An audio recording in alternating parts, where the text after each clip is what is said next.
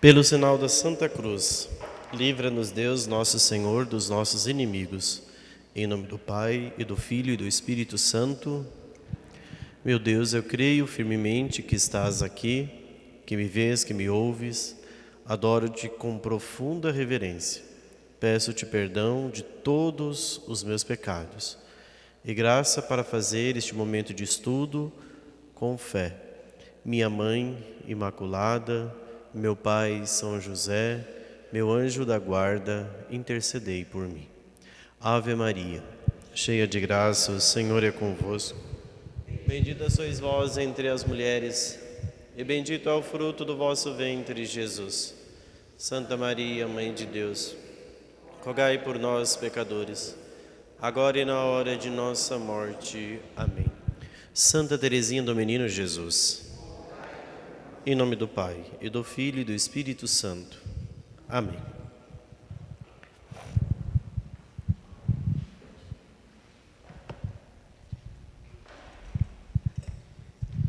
Muito bem.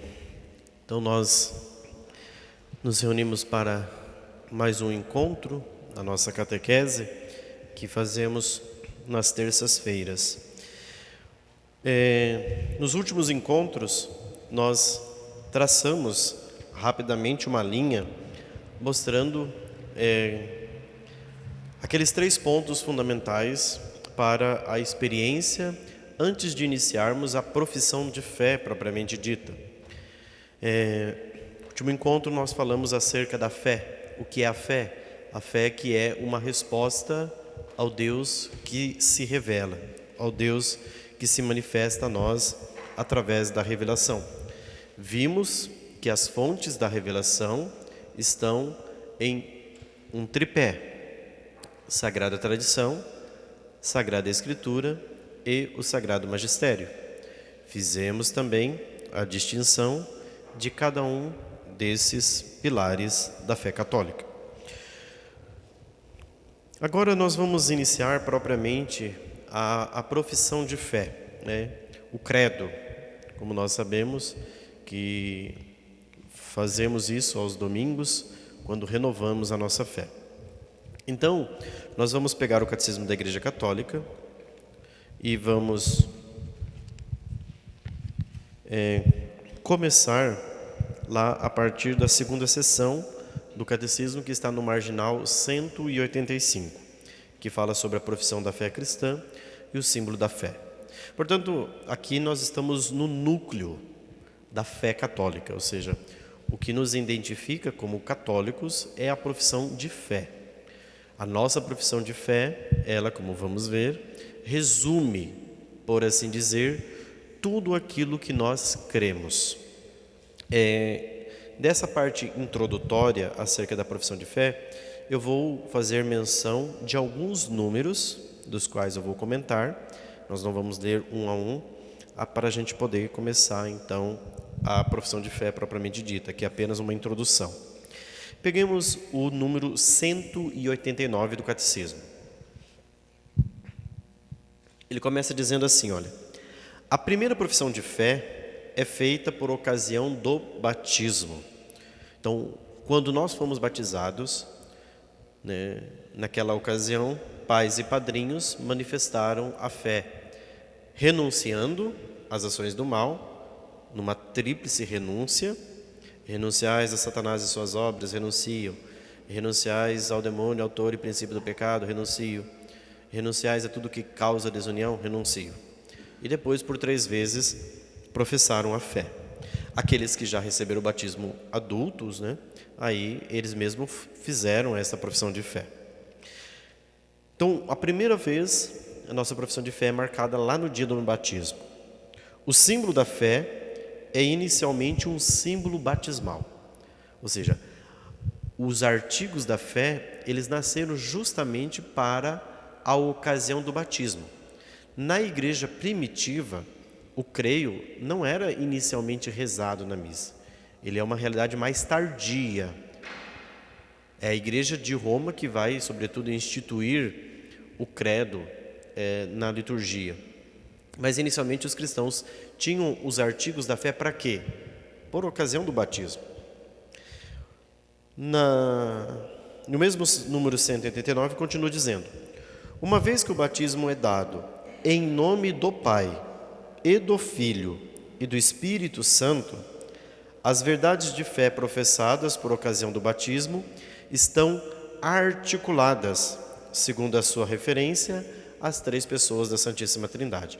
Como nós vamos ver, dentro do credo, nós temos lá o creio em Deus Pai Todo-Poderoso, em Jesus Cristo, seu único Filho, nosso Senhor, e o último aspecto lá, creio no Espírito Santo. Então, todo o creio, ele está articulado na profissão de fé trinitária, ou seja, na profissão de fé das três pessoas divinas da Santíssima Trindade. 190. O símbolo está, pois, dividido em três partes. É o que eu acabei de dizer. Primeiro, fala-se da primeira pessoa divina e da obra admirável da criação. Então, quando nós vamos falar, creio em Deus Pai Todo-Poderoso, Criador do céu e da terra. No símbolo dos apóstolos, a gente diz isso. Então, ali nós temos a obra divina da pessoa do Pai. Em seguida, da segunda pessoa divina e do mistério da redenção dos homens. Então, aí, em Jesus Cristo, seu único Filho, nosso Senhor, que foi concebido pelo poder do Espírito Santo, nasceu da Virgem Maria, padeceu sob Pôncio Pilatos, foi crucificado, morto e sepultado, desceu à mansão dos mortos, ressuscitou ao terceiro dia, subiu aos céus, está sentado à direita de Deus Pai Todo-Poderoso, donde há de vir julgar os vivos e os mortos. Toda esta é a obra da segunda pessoa divina, do Filho. E a terceira parte, finalmente, da pessoa divina, fonte e princípio da nossa santificação, que é o Espírito Santo. Aí vem lá, creio no Espírito Santo, na Santa Igreja Católica, na comunhão dos santos, na remissão dos pecados, na ressurreição da carne, na vida eterna. Amém. Então vejam, o creio está dividido em três partes, colocando nesses artigos de fé uma relação com as pessoas divinas, Pai, Filho e Espírito Santo. Certo? Aí no credo, o catecismo nos lembra que nós temos 12 artigos de fé. Desses 12 artigos de fé, nós recordamos dos 12 apóstolos. Atribui-se, segundo a Igreja Antiga, que cada um dos artigos da fé é atribuído a um apóstolo, porque a Igreja é de sucessão apostólica. O seu fundamento está nos apóstolos. Então, isso é o que diz no número 191, mas eu não vou comentar. No número 192, o catecismo vai apresentar as diversas profissões de fé ao longo dos séculos na história da Igreja. Nós temos diversas formas de rezar o creio. Tradicionalmente, nós conhecemos dois símbolos de fé, que é o símbolo niceno-constantinopolitano e o creio, símbolo dos apóstolos. Esses são os mais conhecidos e que são utilizados mais por nós. Mas nós temos outros símbolos de fé. Por exemplo, o símbolo de Santo Atanásio, do Concílio de Toledo, Latrão, Leão, Trento, enfim, são inúmeros credos que a Igreja possui. Mas todos dizem respeito da mesma coisa, falam acerca da fé católica. Muito bem, número 194 do Catecismo Marginal.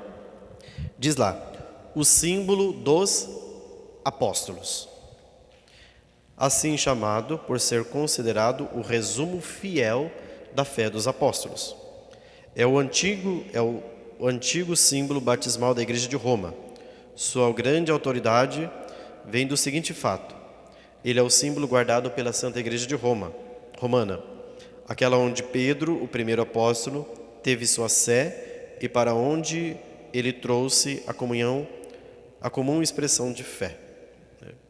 Depois, o 195 apresenta o símbolo niceno, constantinopolitano. Sua grande autoridade é resultado de dois concílios: 325, Concílio de Nicéia, 381, Concílio de Constantinopla. A fusão desses dois concílios foi, então, que gerou este símbolo de fé, que eu professo todos os domingos, Eu tenho o costume de todos os domingos rezar esse símbolo. que é o creio maior, né, que as pessoas veem lá. Creio em um só Deus, Pai Todo-Poderoso, Criador do céu e da terra, de todas as coisas visíveis e invisíveis, né? Ok? Então isso é só a guisa de uma breve introdução para falar dos dois símbolos de fé, certo? 197. Como no dia de nosso batismo, quando toda a nossa vida foi confiada à regra de doutrina, acolhemos o símbolo de nossa fé que dá a vida. Olha o que o catecismo diz aqui. Recitar com fé o credo é entrar em comunhão com Deus Pai, Filho e Espírito Santo. É entrar em comunhão com a Igreja inteira, que nos transmite a fé e no seio da qual cremos. Então, quando a gente professa a fé, nós estamos fazendo o quê? Entrando em comunhão com as três pessoas divinas da Santíssima Trindade. Porque nós estamos falando acerca dos mistérios destas pessoas divinas, que é o Pai, o Filho e o Espírito Santo. Muito bem. Agora nós vamos começar propriamente dito o creio. Capítulo 1, creio em Deus Pai. Então aqui, em várias páginas, o catecismo vai falar sobre a fé na pessoa divina do Pai, a primeira pessoa divina da Santíssima Trindade. Aí nós vamos ver depois sobre a segunda pessoa divina da Santíssima Trindade e depois sobre a terceira pessoa divina da Santíssima Trindade, ok? Sobre a primeira pessoa divina, creio em Deus Pai. Podemos tomar o catecismo no número 199. Nós vamos falar um pouco sobre isso até chegar no mistério da Santíssima Trindade, ok? Creio em Deus. Esta afirmação da profissão de fé é também a mais fundamental. O símbolo inteiro fala de Deus e se fala também do homem e do mundo. Falo pela relação que eles têm de Deus. Os artigos do credo dependem todos do primeiro, da mesma forma que os mandamentos explicitam o primeiro deles. Então, quando a gente olha lá, os mandamentos têm uma hierarquia, do primeiro para o último. Todos os mandamentos, do segundo ao 10º, dependem do primeiro, que é o amor a Deus sobre todas as coisas. Assim também, todos os artigos de fé estão articulados com esta primeira palavra: creio em Deus Pai. Todos os artigos que vêm abaixo dependem dele, ou seja, estão articulados com este artigo. Número 200. Creio em um só Deus. É assim que a fé no símbolo niceno começa, né? Creio em um só Deus, Pai Todo-Poderoso. Veja, quando a gente começa a falar da Santíssima Trindade, nós precisamos lembrar de uma coisa. Mas por que nós precisamos afirmar a fé? Creio em um só Deus. Toda a fé do povo no Antigo Testamento foi basicamente o quê? Se a gente pegar lá, capítulo 12 do livro do Gênesis, quando Deus começa a se revelar a Abraão na história da salvação, o que basicamente os povos viviam? Os povos tinham uma fé politeísta, certo? Então, uma fé em vários deuses. Quando Deus se revela a Abraão, então ele vai fazer o quê? Ele começa a dizer que ele é o único Deus. Ele vai paulatinamente, gradativamente se revelando e mostrando para o povo que eles precisam crer em um único Deus, que é, como nós vemos lá em Deuteronômio, capítulo 5, capítulo 5, versículo 6, Shema Israel, ouve Israel, o Senhor nosso Deus é o único Senhor. Então, aí, para o povo era muito estranho, porque uma vez que você tinha fé em vários deuses, agora você matar todos os outros deuses e crer num único Deus era algo tremendamente difícil. Tanto que, durante todo o Antigo Testamento, qual foi o principal pecado do povo de Israel? Deus ia lá e dizia que era para crer no único Deus, e o que o povo fazia? O povo mergulhava nos falsos deuses. Aí lembra? É para ter fé no único Deus. Aí vai lá o povo e faz um bezerro de ouro. Moisés vê aquilo, Deus se enfurece, Moisés desce com raiva, quebra as tábuas, porque ele tinha falado para o povo crer no único Deus, que ele tinha visto Deus, que ele tinha falado com Deus, ele tinha se relacionado com Deus, mas o povo voltava a incorrer no pecado. Gente, foi mais ou menos, olha, Abraão sai da terra de Ur dos caldeus no ano 1800 a.C. Somente depois do exílio da Babilônia, por volta do ano 580 a.C., é que o povo vai definitivamente abandonar os outros deuses. Até o exílio da Babilônia, o povo estava com Deus, mas mergulhava nos outros deuses. Estava com Deus, mas incorria no pecado da idolatria. Então foram muitos séculos para conseguir fazer com que o povo compreendesse que eles precisavam crer num único Deus, a unicidade da fé, que é isso que o catecismo está dizendo aqui, olha. Segunda linha do número 200, do marginal 200. A confissão da unicidade de Deus, que tem sua raiz na revelação divina da antiga aliança, ou seja, lá no Antigo Testamento, é inseparável da confissão da existência de Deus e igualmente fundamental. Deus é único, só existe um Deus. A fé cristã confessa que há um só Deus, por natureza, por substância ou por essência. Essas palavras são sinônimas, né? Substância, essência ou natureza é a mesma coisa. Substância é aquilo que nós temos de mais profundo, a nossa essência. A minha essência é Rogério. A essência Rogério nunca muda. O que muda lembra que eu fiz uma comparação uma vez de aquilo que Aristóteles faz na filosofia, né? E depois Santo Tomás bebe disso. A diferença entre acidentes e essência. A essência permanece, muda os acidentes. Mas isso aqui explica também o mistério da Eucaristia, né?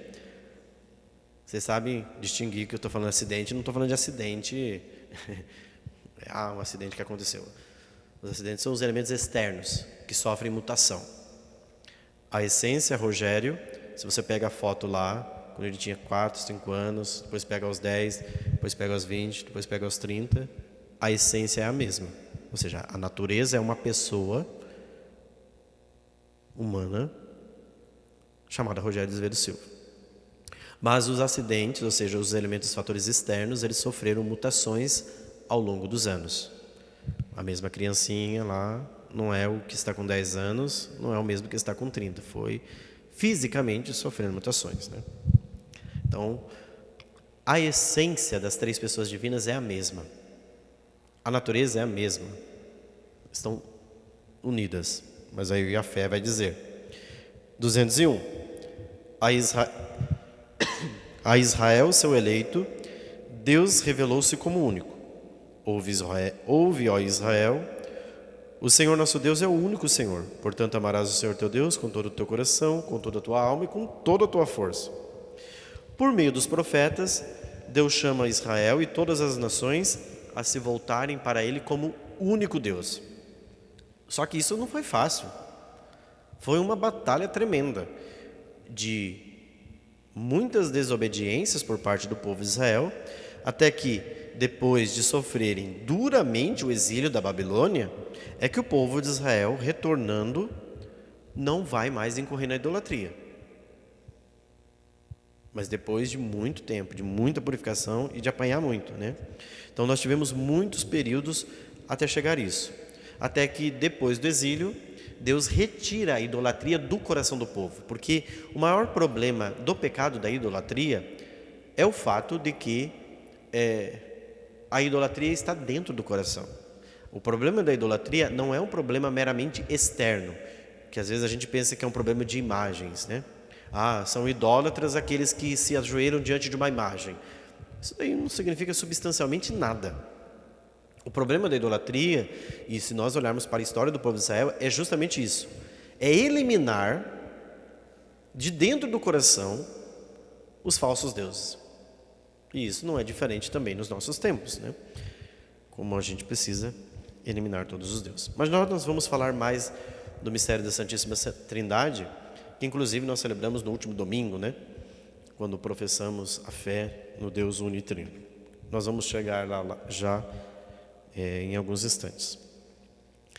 No número 203, então o catecismo vai falar, olha, esse Deus único que se revelou a Abraão, ele também se revelou a Moisés como Deus único. E a Moisés, o que Deus fez? Deus revelou o seu nome. É isso, Deus revela o seu nome. A seu povo Israel, Deus revelou, dando-lhe a conhecer o seu nome. O que exprime o nome de Deus? Diz o catecismo. O nome exprime a essência, a identidade da pessoa e o sentido de sua vida. Deus tem um nome, ele não é uma força anônima. Então, dizer o nome de Deus é invocar a sua presença. Por isso que o segundo mandamento, já vimos isso quando falamos dos mandamentos, por isso que o segundo mandamento é não tomar o nome de Deus em vão. O que significa isso? Tomar o nome de Deus em vão é invocar o nome dele, é invocar a sua presença sem necessidade. Então você está numa situação e você invoca o nome dele, mas aí você invoca sem necessidade, ou às vezes para ser um assentimento de uma mentira, que você está falseando alguma coisa. Por isso é um pecado grave, porque você invocou o nome dele, isto é, você invocou a presença dele, para ser testemunha da verdade, quando na verdade você não estava falando a verdade, você estava falando mentira. Então por isso existe a invocação do nome de Deus em vão. Invocar o nome de Deus nós podemos, devemos, mas não em vão. Não para circunstâncias, para qualquer circunstância, mas para situações reais. Então nós invocamos quando vamos rezar a presença de Deus. Tanto que nós iniciamos a missa invocando o nome de Deus. Em nome do Pai, nome. Como é o nome de Deus? Em nome do Pai e do Filho e do Espírito Santo. E assim culminamos a missa. E a bênção de Deus Todo-Poderoso, Pai, Filho e Espírito Santo. Então, o nome é o invocar a sua presença. Quando a gente inicia a missa, invocando em nome do Pai e do Filho e do Espírito Santo, nós estamos fazendo o quê? Nós estamos invocando a sua essência, isto é, a sua presença, a sua natureza divina aqui no meio de nós. Vejam a importância do iniciar a Santa Missa com a consciência de que nós estamos invocando, através do sinal da cruz que nós persignamos e que é dito pelo Padre, a presença suprema de Deus entre nós. 204. Deus revelou-se progressivamente. Então, a revelação é sempre progressiva. Lembra? Começou lá 1800 anos antes de Cristo. Chegou na plenitude dos tempos no ano 0. Então, foi 1800 anos só para o Verbo se encarnar. Já passaram-se 2000 anos, nós estamos aqui e ainda a parousia não aconteceu, né? E nós estamos no aguardo do dia definitivo em que veremos Deus face a face no céu, quando todo o cosmos vai entrar e participar do novos céus e da nova terra, como recorda o livro do Apocalipse. Mas quando isso vai se dar, não sabemos. Então Deus vai se revelando progressivamente com diversos nomes. Mas é a revelação do nome divino feita a Moisés na teofania da sarça ardente, Êxodo capítulo 3, né? Pouco antes do êxodo e da aliança do Sinai, que se tornou revelação fundamental para a antiga e a nova aliança. Como Deus se revelou para Moisés?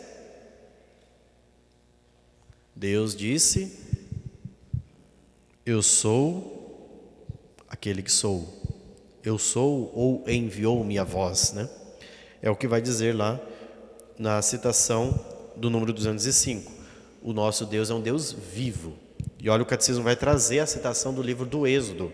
Lá abaixo, ó, tem uma citação: eu sou aquele que é. Em seguida, vem a citação do Êxodo, capítulo 3, versículo 13 a 15. Encontraram aí? Aqui está a passagem em que Deus revela o seu nome a Moisés. Moisés disse a Deus: quando eu for aos filhos de Israel e disser: o Deus de vossos pais me enviou até vós, e me perguntarem: qual é o seu nome? Que direi? Disse Deus a Moisés: Eu sou aquele que é. Disse mais: Assim dirás aos filhos de Israel: Eu sou, me enviou a vós. Este é o meu nome para sempre, e essa será a minha herança de geração em geração. Este é o nome de Deus. Eu sou aquele que é. Quem veio à missa e participou da homilia, eu citei até uma frase de Santa Catarina de Sena, na obra Diálogos, na homilia, né? Quando Catarina de Sena, a obra Diálogos é um relacionamento com as três pessoas divinas da Santíssima Trindade dessa santa, que ela escreve, né? E aí Santa Catarina de Sena, num dado momento, pergunta a Jesus quem ela é. E aí Jesus diz: olha, Catarina, eu sou aquele que é, você é aquela que não é. Ponto, né? Foi simples assim. Isso não é nada. Então eu sou Deus, né? Eu sou a segunda pessoa divina da Santíssima Trindade. E você é aquela que não é, que não possui o ser. Se você tem o ser, é porque você participa do ser de Deus. Quem dá a existência à vida é Ele. Você não é dono da sua vida. Você não é dono da sua existência. A sua vida pertence a Deus. A nossa vida não é propriedade nossa. Nós não nos pertencemos. Nós pertencemos a Deus, porque Ele nos dá a vida. Então, Deus revela: eu sou aquele que sou. É um nome misterioso. Mas Deus é um mistério. E é um mistério divino, porque nele nós somos chamados a conhecer a grandeza daquilo que é a manifestação. Aí, durante os números 208 e seguinte, o catecismo vai recordar alguns aspectos a respeito de Deus, sobre a santidade de Deus, né, que por isso que ele pronunciou ao povo de Israel que ele era o Iavé, né? A própria palavra Iavé, né, no tetragrama, são 4 consoantes, né? Porque o nome de Deus é impronunciável, não se pronuncia. Então, nós não conseguimos pronunciar o nome de Deus porque justamente o nome de Deus não se pronuncia, porque diríamos, o nome de Deus é infalável, é inefável, pela grandeza daquilo que Ele é, né? Só que depois, mais tarde, claro, Ele vai ter um nome na pessoa de Jesus. Mas antes, lá na Antiga Aliança, quando Ele vai se revelando a Moisés, progressivamente, Ele vai se revelando deste modo, um ser misterioso. 212 diz: só Deus é, ou seja, só Deus possui o ser. Número 214, Deus, aquele que é verdade e amor, porque todas as coisas subsistem nele. E por fim, Deus é a verdade, 215 e 218, Deus é amor. Então são as formas como Deus vai se revelando em toda a Antiga Aliança e na Nova Aliança. Isso aqui o catecismo vai retomar muitas passagens bíblicas, então eu não vou ficar lendo, porque aqui o catecismo vai retomar o Salmo 119, 2 Samuel, Malaquias e tantos outros tantos textos, né? Deuteronômio, Isaías 49, Isaías 62, para mostrar que a nossa fé, basicamente, está assentada durante toda a Antiga Aliança na fé de um único Deus, um único Senhor. Número 222, um breve resumo, dá para a gente assinalar algumas coisas. Crer em Deus, o único, é amá-lo com todo o próprio ser, e amar com todo o próprio ser tem consequências para a nossa vida. Veja, você dizer que você tem um único Deus, quando você diz no credo, creio em um só Deus, isso tem consequências para a sua vida. Quais? Então vamos ver as consequências. Número 223 do Catecismo.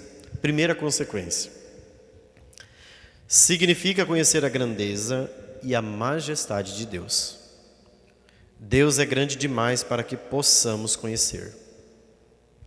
Por mais que a gente tente conhecer a Deus, nós, pela nossa capacidade limitada, não conseguimos abarcar Deus.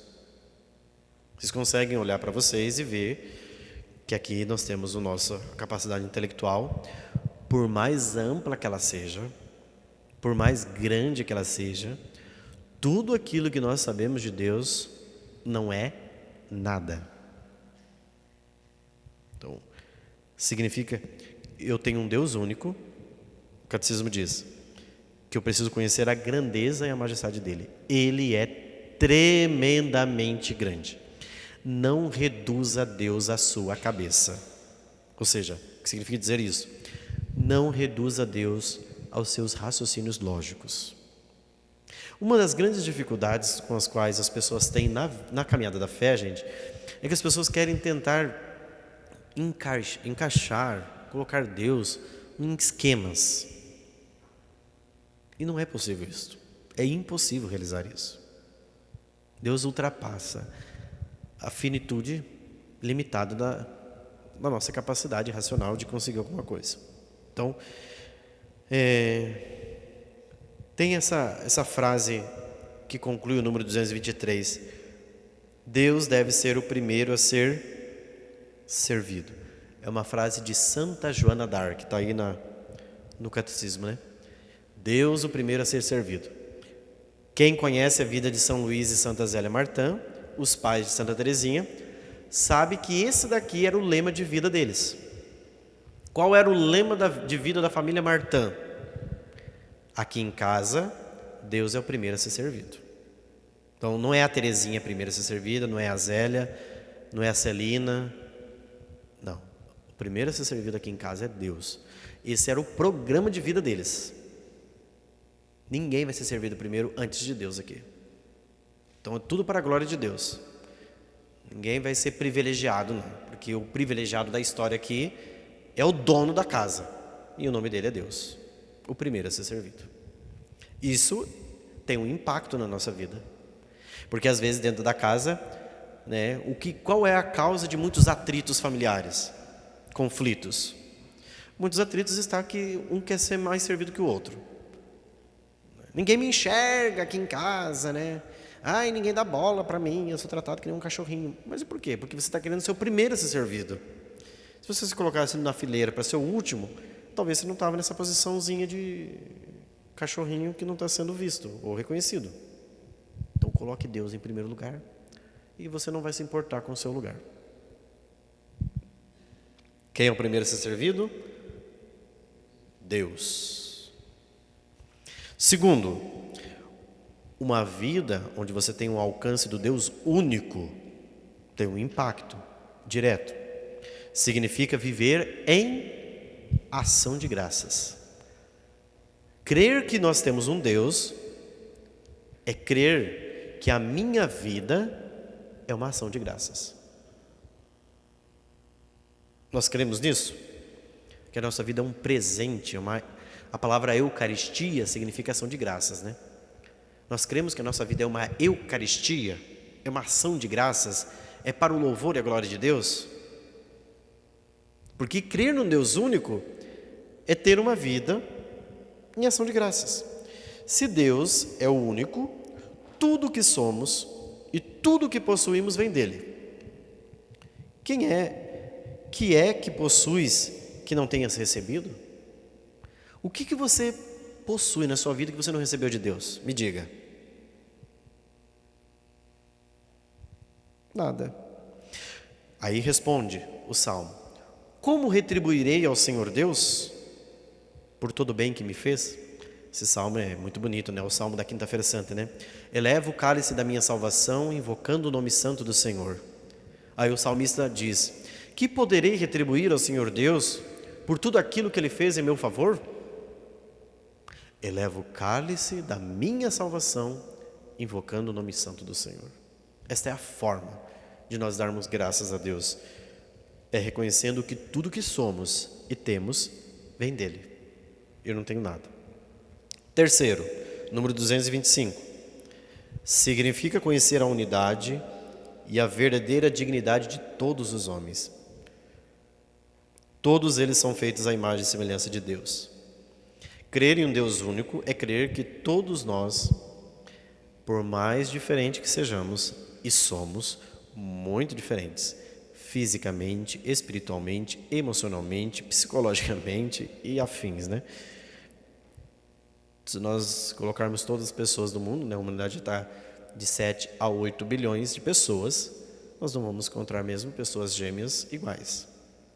Possuem características distintas.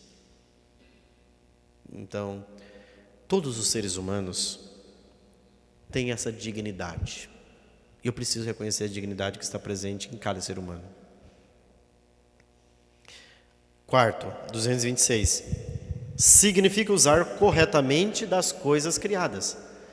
Então, fazer o uso das coisas que Deus criou. Usar essas coisas com desapego. Olha só a oração que vem abaixo aí do número 226. Que oração bonita. Meu Senhor e meu Deus, tirai-me tudo o que me afasta de vós. Meu Senhor e meu Deus, dai-me tudo o que me aproxima de vós. Olha que oração. E continua. Meu Senhor e meu Deus, desprendei-me de mim mesmo para doar-me por inteiro a vós. Então, isso daqui você pode copiar e rezar isso. Se você não sabe fazer uma oração, meu Senhor e meu Deus, tirai-me tudo o que me afasta de vós. Olha que oração sincera. Tudo o que me afasta de Deus, tira, Senhor. Meu Senhor e meu Deus, dai-me tudo o que me aproxima de vós. Deus quer dar isso daqui, gente, porque Deus nos ama. Se nós pedirmos isso com fé sincera, né, não desconfiado se Deus nos dará, e nem desconfiado se Deus vai nos tirar, né? Porque às vezes a gente pode rezar com certa desconfiança, mas o que será que Ele vai tirar? Porque você está falando aqui, Senhor, tira-me tudo que me afasta de Ti. Mas aí você se pergunta, mas o que o Senhor vai tirar de mim? Eu quero saber. Porque às vezes o que o Senhor vai tirar não é o que eu quero, mas às vezes o que Ele vai tirar é justamente o que vai te doer e o que vai te fortalecer e vai te ajudar. Então, a gente precisa tomar cuidado com aquilo que a gente pede, né? Porque aquilo que a gente pede, a gente recebe de Jesus, né? Quem bate, a porta se abrirá. Quem procura, se encontra. Então você pode pedir. Mas veja que quando você pede a Deus que Ele faça do jeito dele. Então, uma oração muito bonita.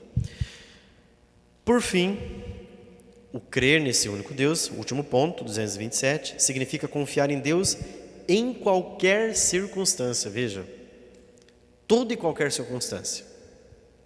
Isso aqui não é fácil, né, gente? Isso aqui é muito difícil. Sobretudo quando as coisas não são do nosso jeito, né? Tem uma passagem de São Paulo que ele diz, né? Abre aspas. Tudo concorre para o bem daqueles que amam a Deus. Fecha aspas. Tudo. É tudo. Então, confiar em Deus em qualquer circunstância, sobretudo na adversidade. Uma oraçãozinha de Santa Teresa de Jesus. Essa aqui não é a Terezinha, né? É a Teresa de Jesus. Exprime de maneira admirável. Vamos lá para a oração de Santa Teresa. Nada te perturbe, nada te assuste. Tudo passa. Deus não muda. A paciência tudo alcança. Quem a Deus tem, nada lhe falta, só Deus basta. Ponto. Isso aqui, muitos autores musicaram isso daqui, né? Até acho que a Ziza Fernandes e outros cantores, a irmã Kelly Patrícia também. Então você pode procurar depois. Isso daqui é uma música. Vocês podem gravar isso, essa oração que se transformou em música, né? A irmã Kelly Patrícia, eu acho que como eu falei, a Ziza, musicaram esse trecho de Santa Teresa. Então nada me perturbe, nada me assuste, tudo passa. Claro que quando a adversidade está batendo a nossa porta, né, parece que aquilo não vai passar, né? A gente dizer tudo passa, mas vai passar. Por mais doloroso que esteja sendo, vai passar. O Calvário parece não ter fim, mas vai passar, né? Pode passar com a minha morte, mas vai passar. De um jeito ou de outro vai passar. Deus não muda, a paciência tudo alcança. Quem a Deus tem, nada lhe falta, só Deus basta. Então que Deus possa nos bastar, ser Ele o único na nossa vida, né? Então, aqui nós vimos o que consiste dizer que nós temos a fé num Deus único. Por isso que a gente começa dizendo, creio em um só Deus. Crer em um único Deus consiste nisso. Ter uma confiança inabalável nele, depositar a nossa vida nele, deixar que ele conduza a nossa história. Nas adversidades, saber que ele nos acompanha, que tudo concorre para o bem daqueles que amam a Deus e seguir a nossa vida totalmente nas mãos dele. Claro, gente, em matéria de conhecimento, isso que eu estou transmitindo a vocês é muito bonito, fantástico, para não dizer esplêndido, mas, todavia, contudo, entretanto, quando isso se aplica à nossa vida, não é fácil. Por isso que o Catecismo dizia, 222, reafirmo, crer em Deus, o único, e amá-lo com todo o próprio ser, que diz o Catecismo aí, tem consequências imensas. Não é uma consequência, vai ter uma consequenciazinha. Não, é uma consequência imensa para toda a nossa vida. E as consequências nós vimos abaixo. Então, é bonito a gente dizer, credo in uno Deum, né? Em latim, né? Creio em um só Deus. Todos os domingos a gente se levanta e diz isso. Mas qual é o impacto que isso tem na nossa vida? O Catecismo diz que tem consequências imensas. Porque a profissão na fé no Deus único tem impacto direto na minha vida. A minha vida não é minha, pertence a Ele. Claro, como a gente evolui e avança para ter uma vida mais abandonada à providência divina? Aí nós temos o caminho na teologia que nós chamamos da mística, ou seja, do progresso na busca da santidade, conhecendo a vida dos santos. Por exemplo, você pega uma Santa Teresinha e navega na vida de Santa Teresinha para ver como que ela se abandonou nas mãos de Deus, como que ela se confiou à providência divina. Aí você vai lá e pega um Francisco de Sales, como que ele fez esse percurso. Você vai pegando os santos ao longo da história da igreja, para ver como foi de fato esse abandonar-se, o depositar a vida nas mãos de Deus e confiar nele. Muito bem, então vamos para o parágrafo 2º, que agora nós vamos entrar um pouco na Santíssima Trindade. E aqui a gente tem coisas boas, importantes, que a gente precisa tomar conhecimento acerca da nossa fé. Por quê, gente? Aqui nós estamos no núcleo da nossa fé. O núcleo da nossa fé é o mistério da Santíssima Trindade. O que nós temos de mais importante de todas as verdades reveladas? A Santíssima Trindade. O que é o mais importante? Santíssima Trindade. Começa o número 232. Em nome do Pai, e do Filho, e do Espírito Santo. Os cristãos são batizados assim, né? Antes disso, eles respondem, creio, a tríplice pergunta que os manda confessar sua fé no Pai, no Filho e no Espírito Santo. A fé de todos os cristãos consiste na Trindade. Então, tudo o que vai acontecer ao longo da nossa existência, o mergulho da nossa vida espiritual sempre vai ser na Trindade. Quando a gente é batizado, então, o padre não pode batizar. Eu te batizo em nome de Jesus. Tá? É inválido esse batismo. Eu te batizo no nome do Espírito Santo. É inválido esse batismo. Quando ele vai batizar, ele precisa usar esta forma. Cicrano, eu te batizo em nome do Pai, e do Filho, e do Espírito Santo. Amém. Para que esse batismo possua validade, precisa ser deste modo. Se ele batizar só no nome de Jesus, ele é inválido. Porque o batismo é um mergulho na vida das três pessoas divinas da Santíssima Trindade. A própria palavra batismo, o que significa? Sepultamento. É um sepultamento na vida trinitária, ou seja, uma morte onde você mergulha na vida trinitária e sai uma nova criatura. 233, olha aqui, isso daqui é fundamental para não somente nós, mas até para os grupos de canto, né? Para não fazerem besteira. Os cristãos são batizados em nome do Pai, e do Filho e do Espírito Santo, e não nos nomes destes três. Deus possui um único nome. Então, é em nome do Pai, e do Filho e do Espírito Santo. Não é no nome de cada uma das pessoas. O nome de Deus é único, porque o nosso Deus é único. Embora um Deus único em três pessoas divinas, distintas, mas o mesmo Deus.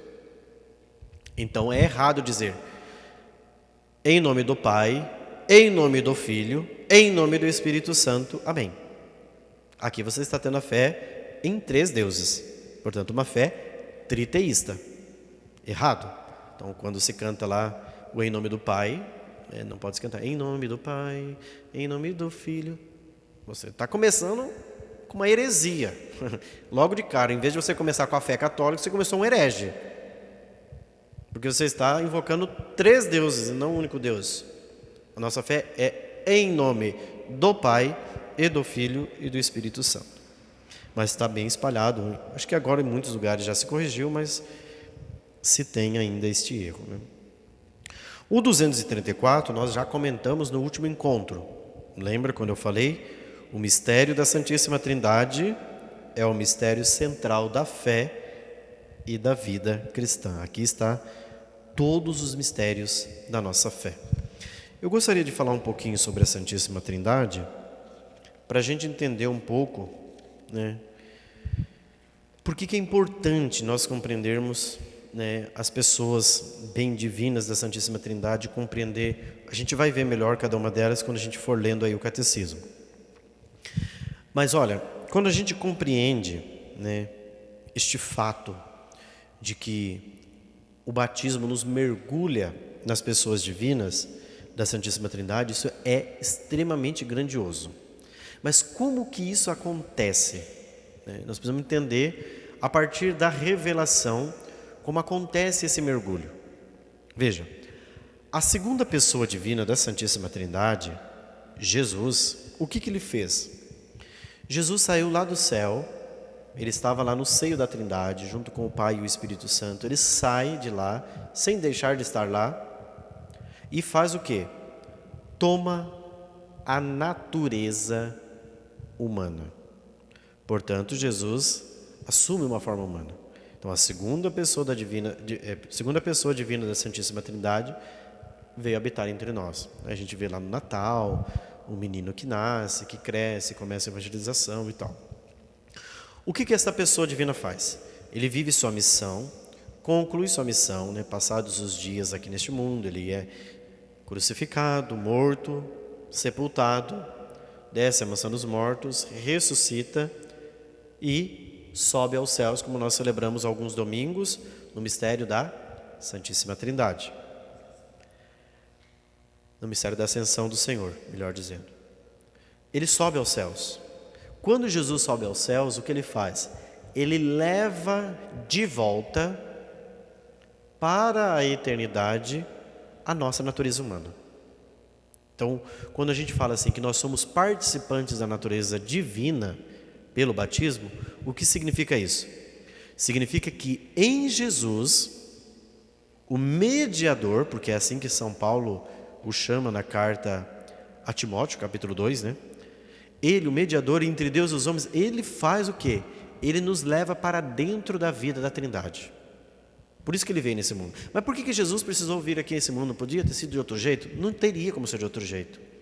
Porque para que nós possamos adentrar a vida de Deus, Deus mesmo sai da sua própria vida, se esvazia, assume a forma humana e leva para dentro da sua vida o ser humano. Isso é a participação da natureza divina. E isso acontece através da mediação de Cristo.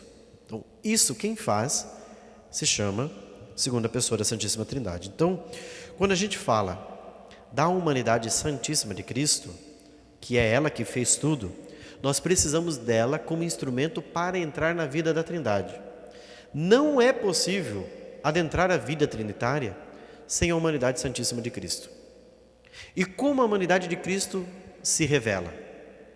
Isso daqui é importante. Nós temos dois meios para entrar na intimidade, na humanidade santíssima de Cristo. O primeiro meio é a fé, como São Paulo vai dizer em toda a carta aos Romanos. A fé, você precisa fazer ato de fé, pedir a Deus o dom da fé. Desde que eu cheguei aqui, faz 2 anos que eu estou falando isso daqui. Não estou falando isso daqui hoje não. Faz 2 anos. Peça fé, vá diante do Santíssimo, peça fé. E outra coisa, de um lado você tem a fé que vai gerar esse movimento, mas o segundo movimento do que nos dá a participação na humanidade de Cristo são os sacramentos. O catecismo mesmo vai dizer que os sacramentos são os instrumentos pelos quais a humanidade santíssima de Cristo nos toca.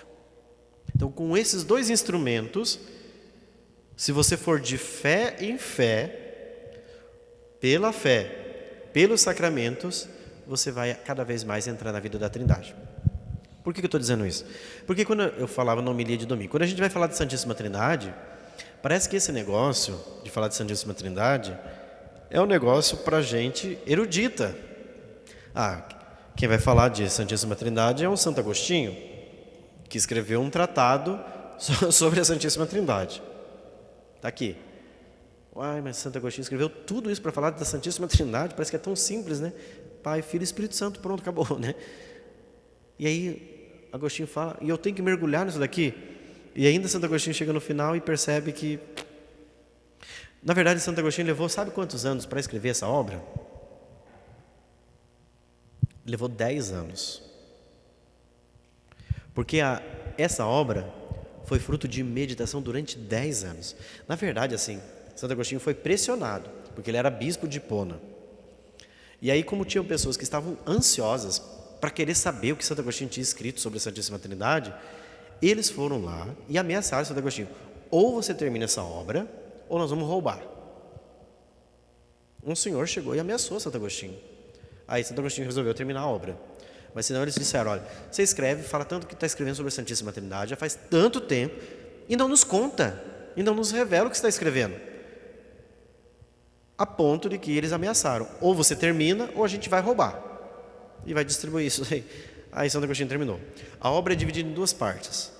A primeira parte, basicamente, ele faz todo um resgate da Sagrada Escritura, dos resquícios da Trindade na Sagrada Escritura, e a parte doutrinária ao longo dos 4 primeiros séculos da história da Igreja. A segunda parte daí é uma análise mais teológica a respeito do mistério da Santíssima Trindade a partir das faculdades humanas.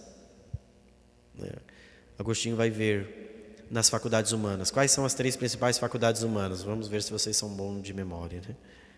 Nós falamos já sobre isso aqui em catequese. Quais são as 3 principais faculdades da alma humana? Inteligência, a vontade, está faltando uma. Inteligência, vontade e a memória. A partir da inteligência, da memória e da vontade, Santo Agostinho vê o mistério da Trindade na pessoa humana, porque nós fomos feitos à imagem e semelhança de Deus. Então ele vê na memória a pessoa do Pai. Na pessoa do Filho, ele vê o quê? A inteligência, conhecimento, porque ele é o verbo. E na terceira pessoa divina da Santíssima Trindade, a vontade, porque é a ação. E ele desenvolve toda a sua reflexão teológica a partir desses 3 elementos: memória, inteligência e vontade. O Pai seria a memória, recordação; o Filho, o conhecimento; e a vontade, o Espírito Santo. Claro que isso daqui demanda, isso daqui eu estou resumindo a ópera no resumo do resumo, né? Mas para vocês perceberem que esta inquietação da Santíssima Trindade não era uma questão só de eruditos. O povo queria saber. O povo, mas eu quero entender esse mistério de Deus. Então a igreja vai, ao longo dos séculos, então, gastando bastante teologicamente para responder. Depois tem um outro grande teólogo chamado Hugo de São Vítor. Escreveu essa obra, Tratado dos 3 Dias. É sobre o mistério da Santíssima Trindade. Bem mais curto, né? O brasileiro, se fosse para escolher, né, comprar essa obra ou essa, conhecendo os brasileiros, do jeito que não gosta de ler, compraria essa, né? mas é um pequeno tratado. Depois nós temos Santo Tomás de Aquino e outros santos. Mas por que eu o cito? Porque o mistério da Santíssima Trindade, nós precisamos compreender de que forma. Nós precisamos mergulhar no mistério da Santíssima Trindade a partir de quem? Do Filho. As pessoas, eu quero entender o Pai, eu quero entender o Espírito Santo. Não. Entra na Santíssima Trindade a partir daquele que é a mediação, Jesus. Se você quer adentrar o mistério da Santíssima Trindade, do Pai, do Filho e do Espírito Santo, quem que é o caminho para você entrar? Aquele que se fez humano, ou seja, aquele que assumiu a humanidade. Então é por meio da humanidade dele que eu vou adentrar o mistério da Santíssima Trindade, porque foi assim que os santos fizeram. Se vocês pegarem Elizabeth da Trindade, ela é santa, já foi canonizada.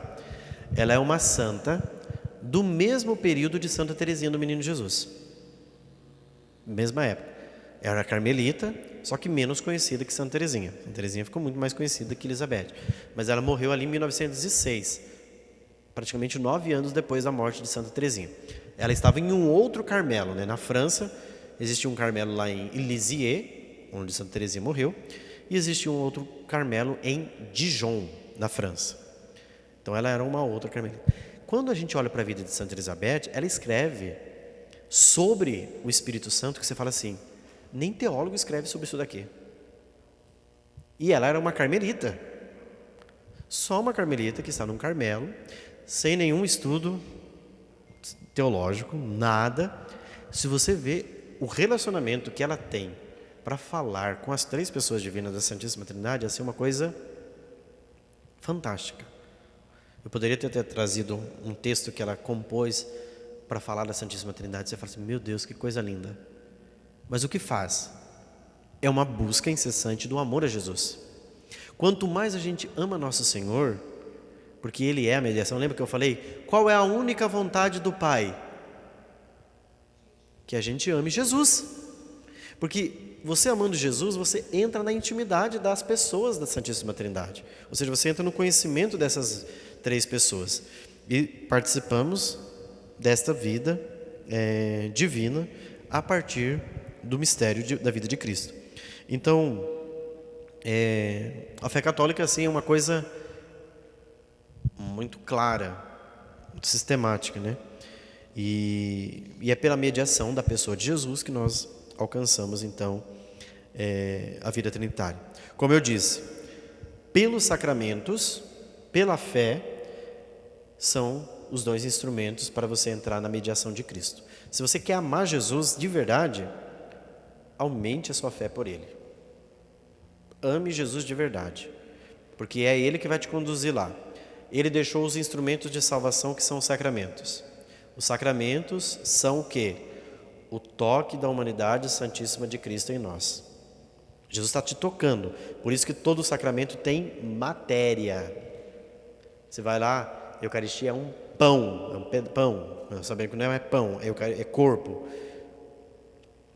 Tem os acidentes de pão, mas a essência não é pão. A essência é o quê? Corpo, sangue, alma e divindade de nosso Senhor Jesus Cristo. Ponto. Qual é o principal sacramento pelo qual você entra na mediação com Cristo?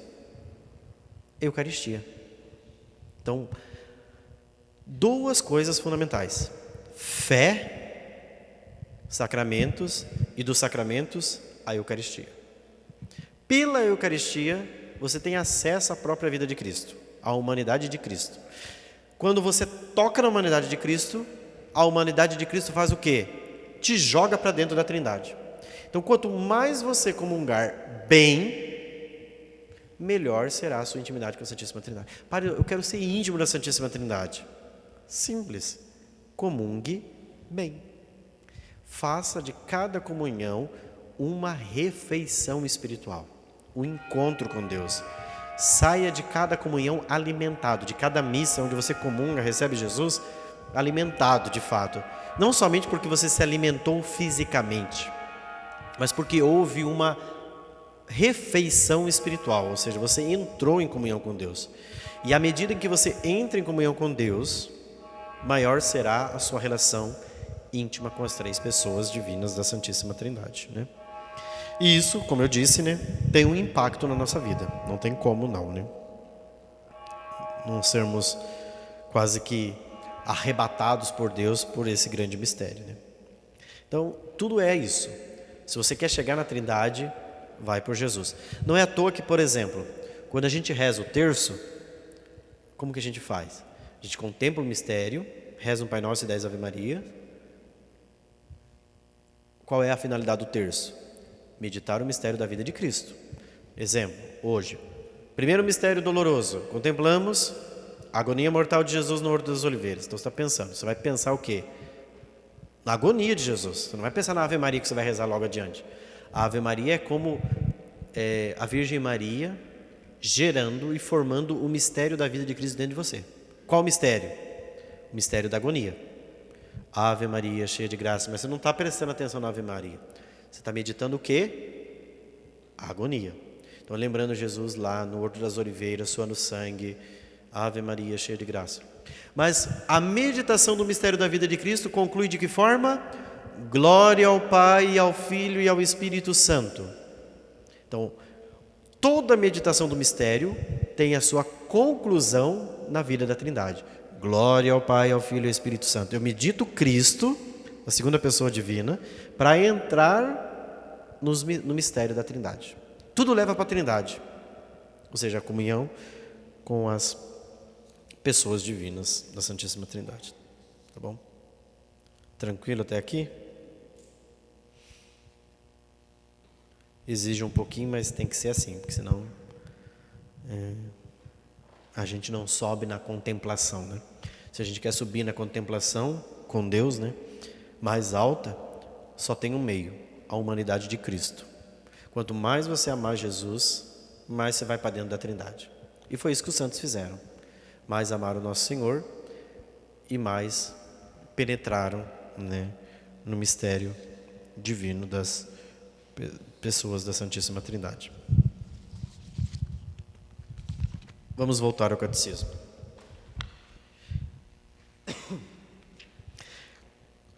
No número 235 do catecismo diz assim: neste parágrafo, que é o parágrafo 2, se exporá brevemente de que modo é revelado o mistério da Santíssima Trindade. Então, como que é revelado isso? De que maneira a Igreja formulou a doutrina da fé sobre este mistério? E, finalmente, de que modo, mediante as missões divinas do Filho e do Espírito Santo, Deus Pai realiza seu desígnio benevolente da criação, da redenção e da santificação. Então, são 3 pontos. Como foi revelado o mistério da Santíssima Trindade, como a Igreja formulou a doutrina do mistério da Santíssima Trindade e como é a atuação das 2 pessoas divinas da Santíssima Trindade, aquelas que são enviadas, o Filho e o Espírito Santo, certo? Porque vocês veem, quem que manda os 2? O Pai, mas Ele mesmo não veio. O Pai não veio a esse mundo, mas Ele mandou as pessoas divinas do Filho e do Espírito, que vieram a esse mundo com missões específicas.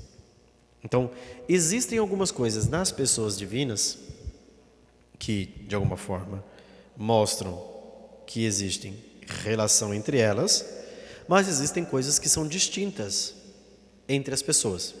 Por exemplo, nas 3 pessoas divinas da Santíssima Trindade, só Jesus é filho. Ele é tratado como filho. E a primeira pessoa é tratada como pai. Então, você não pode tratar a primeira pessoa como filho, porque ele é pai. Então, existem características próprias da primeira pessoa, próprias da segunda, próprias da terceira. Mas são um único Deus em 3 pessoas divinas: Pai, Filho e Espírito Santo, como nós vamos ver logo adiante. O número 236, ele faz uma distinção entre teologia e oikonomia. Vamos lá. Os padres da Igreja distinguem entre teologia e a oikonomia. designando com o primeiro termo o mistério da vida íntima do Deus Trindade, e com o segundo todas as obras de Deus por meio das quais ele se revela e comunica a vida. Então, teologia é o que Deus é lá na sua vida íntima, no seu mistério, que nos é revelado por quem? Jesus. Quem nos contou o que Deus é lá na intimidade? Jesus. Se Jesus não tivesse vindo aqui e dissesse para a gente que tem um Pai e que depois ele mandar o Espírito Santo, nós não saberíamos nunca que Deus é Trindade. Nós confessaríamos a nossa fé como um Deus único. Mas Jesus saiu de lá e veio nos contar. Então, isso daqui é porque o Filho vem e nos revela, nos conta. Depois nós temos a oikonomia, que é então as obras de Deus, nas quais ele se revela. A criação, obra do Pai. A redenção, obra do Filho. A santificação, obra do Espírito Santo. Então, tudo isso daqui são obras, portanto, oikonomia. Aquilo que Deus é lá na sua intimidade faz parte da teologia. Entenderam?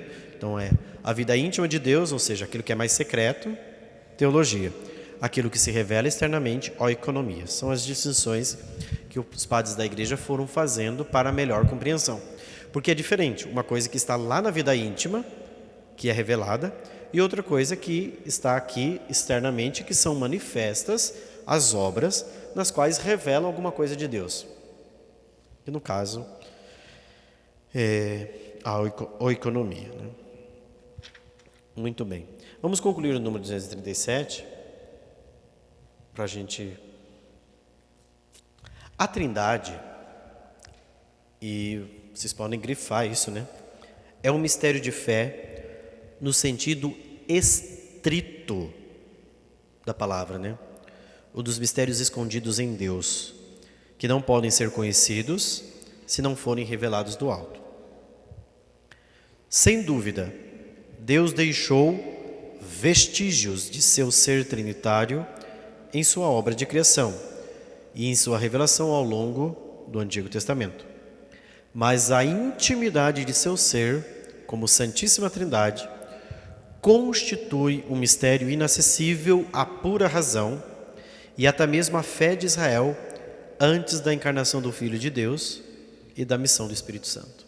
Então nós não sabíamos, o povo de Israel, gente, coitado, os profetas Isaías, Ezequiel, Jeremias, nunca iam descobrir que Deus é Trindade. Eles tinham a fé no Deus único, porque foi assim que Deus revelou no Antigo Testamento. Agora, o mistério da Santíssima Trindade, isso quem revelou? Jesus e o Espírito Santo. Até porque, olha como a pedagogia de Deus foi ao longo da história. Deus não poderia naquele momento revelar-se como três pessoas no único Deus. Por quê? Porque a fé daquele povo ainda não estava centrada num único Deus. Se ele fala que era três pessoas, aí se dá uma vazão para entender que, então são três deuses. Aí você já voltava para um triteísmo, causava confusão. Deus teve que 1800 anos bater na tecla, mostrando que é fé no Deus único, não idolatria, não idolatria. Volta para a idolatria, cai na idolatria. Não, fé no Deus único, fé no Deus único. Só depois de, olha, o exílio foi 580 a.C. Então você tem aí um espaço de 1200 anos, 1300 anos quase, de tanto falar, até que o povo vai para o exílio, sofreu lascadamente, voltou o resto de Israel, que um pedacinho de Judá que voltou do exílio, é isso, o povo vai voltar purificado. Mas até então, eles estavam com Deus único, mas estavam mergulhando nos outros deuses. Quando eles percebiam que o Deus único parece que não está conosco, vamos abandonar e vamos procurar o nosso Deusinho que vai dar um jeitinho. É o que muitos católicos ainda fazem. Eu estou aqui na igreja católica, mas não saiu do jeito que eu quero, eu vou lá no centro espírita, depois vou no centro de macumba. Aí você vai em diversos lugares procurando. Isso é idolatria.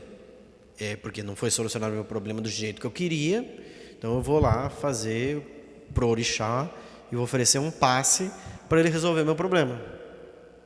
O que você está fazendo? Estou traindo o Deus verdadeiro. Entende? Então, Deus teve que, na pedagogia divina, esperar. Aí vem o Filho na plenitude dos tempos e começa a falar alguma coisa. Mas não é de cara que o Filho já chega falando. Esse mistério vai sendo revelado de maneira implícita e outras vezes de maneira explícita. No batismo, na transfiguração, quando ele vai ensinar a oração do Pai Nosso. Foi a primeira vez que alguém chama Deus de Pai. Porque no Antigo Testamento ninguém chamou Deus de Pai. Todo mundo era só o Adonai, o Yahvé, o Shema Israel. Escuta, Israel, ele é o único Senhor. O nome de Deus era impronunciável. Aí de repente Jesus chega. Os discípulos chegam e falam: Senhor, olha, o João Batista ensina os discípulos dele a rezar. Ensina-nos também a rezar. Lucas capítulo 11, né? Aí Jesus: quando orardes, dizei: Pai, porque todo mundo, Pai, santificado seja o teu nome. Mas como assim Pai? Como assim ele chama Deus de Pai? Nunca ninguém falou que Deus era Pai. Então, se ele é um Pai, ele tem um Filho. De repente ele se revela como Filho unigênito, o Filho único. Quem me vê, vê o Pai. Aí todo mundo, por isso que os judeus querem arrebentar com Jesus, porque ele está cometendo idolatria, ele está se fazendo Deus. Pega o Evangelho de São João, capítulo 5, 6, 7, 8, a gente lê lá na semana que antecede a Semana Santa. Os judeus estão apanhando pedra para pegar, para jogar em Jesus, porque ele está se fazendo Deus. Ele vai e faz um sinal, ele está se fazendo Deus. Vamos apedrejá-lo, porque ele está cometendo idolatria. Ele está se fazendo Deus. No alto da cruz, ele mesmo, os judeus riem dele. Não escreva isso. Escreva: salve o rei dos judeus. Então aí isso vai sendo revelado. Até que ele diz o quê? Olha, Evangelho de domingo. Então eu vou, mas quando vier sobre vós o Espírito da verdade, ele vai revelar para vocês todas as coisas. Porque agora vocês não são capazes de compreender. Porque vocês não estão preparados para isso. Mas o Espírito Santo virá e ele vos fará conhecer todas as coisas. Ele vos dará a conhecer. Então o Espírito Santo nos dá o conhecimento, nos dá a graça de conhecer ainda mais desse mistério.